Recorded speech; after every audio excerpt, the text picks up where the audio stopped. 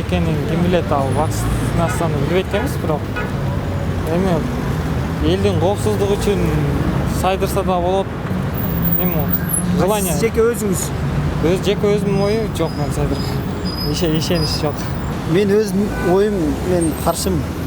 Эмнеге? Менин оюм каршы эмесмин. Ал бизге наоборот жардам берет. Вакцинаны эме таратпаш үчүн коргонуш керек ошо. Керек деп ойлойсуң, э? Кытайдыкын алгыбыз келбей атат эмнегедир. Российский болсо ушактан келсе алсакпы дегенбиз. Россияныкына макулсуз.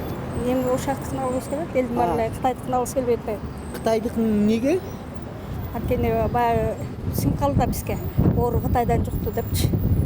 Анан вакцинаны да Кытай жиберип атса депчи. Бирок эми алыш керек го, алабыз да. Карашыбыз. Эмнеге? Коронавирус өзү ошо Кытайдан келди да. Анан эми Кытайдан вакцина келсе кантип ишенебиз? А сиз да алып атпайсыз, э? Жок, ала албайбыз. Блин, даже не знаем. Не знаем, да. Смотря как родители отреагируют на это все.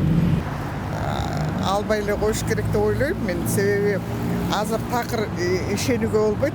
Кандай вакциналар бизге Кыргызстанга келип атат, анын сапаты кандай экенин да биз билбейбиз. Кытайдан алып келди деп атат, мен ага ишенбейм. Россиядан келген эмелерди да карап көрүш керек.